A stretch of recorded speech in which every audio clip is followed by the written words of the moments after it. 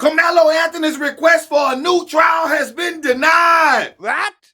Yep, got denied. They say it was a lot of stuff that they left out of the trial on purpose on Austin Metcalf and Karmelo Anthony's behalf to protect their character. It looked like I need to send that boy a snicker because he might be in there for a while. You think I'm lying? Watch this. I mean, if they want to view it as a win, that's okay. They have every right to view it as a win. I mean, technically, yes, they got the judge recused. Okay. Let's see what happens tomorrow. Let's see if they're still celebrating tomorrow, because if he's granted a new trial, he could get more years. I have no idea what the defense is going to throw up for their reasons for a new trial. To me, it still doesn't matter. It doesn't change the facts. The facts are the facts. We had 35 witnesses last time. We only had to use 21. We have a video. We have a confession.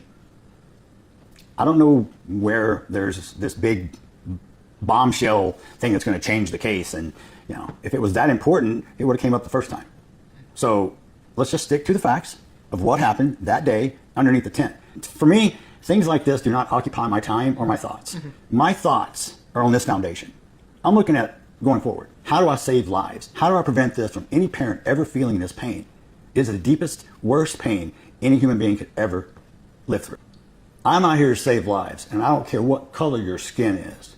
I judge you by your character, not by the color of your skin. And there's what I want to tell to everybody, and I want to ask this, and I'll ask you. You're either part of the problem in today's world, or you're part of the solution. Yeah, John, today we are hearing a lot of new evidence that was never made public during the trial, including details of what investigators found on Karmelo Anthony's phone and why it is that they believe he took a knife to this track meet last year in April. During opening statements, prosecutors revealed Anthony had a documented pattern of obsession with knives and guns. In one text message, Anthony allegedly fantasized about stabbing someone, writing, "When I stab somebody, I'm gonna lick their blood off the blade." Prosecutors say they also have numerous examples of Anthony's desire to start fights and to be in fights, and they argue that's what he went to the track meet to do that day.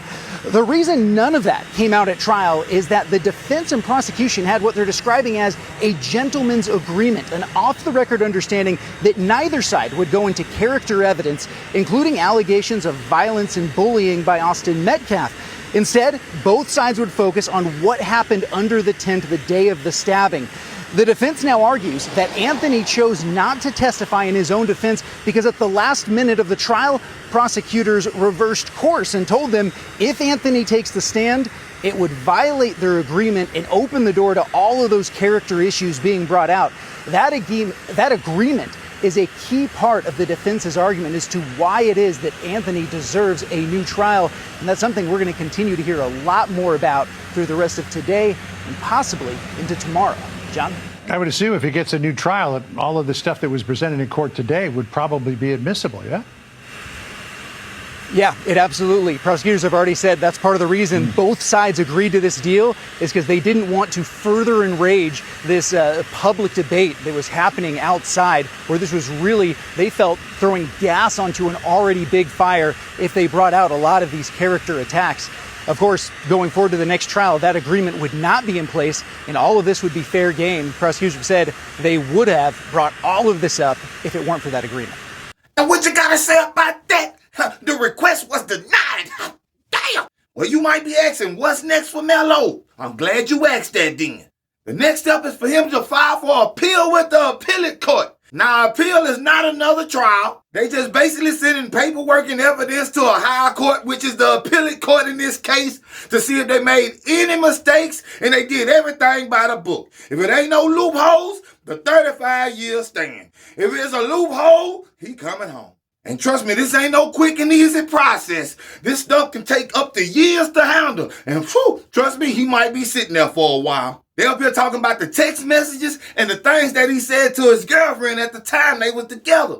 Now that's why I say be careful for what you say, because the tongue has power and it can be used against you. So we have to learn how to control our emotions. Now it's clear that Austin Metcalf was a bully and he had an attitude problem as well. See, Karmelo felt like he had to defend himself. I get it. But in my eyes, he was wrong. But that's just my eyes, and my eyes don't matter. Karmelo felt like he had to do what he had to do, and he did it. And I respect that to the fullest. But now that 3-second decision just got him 35 years. He should have learned how to fight.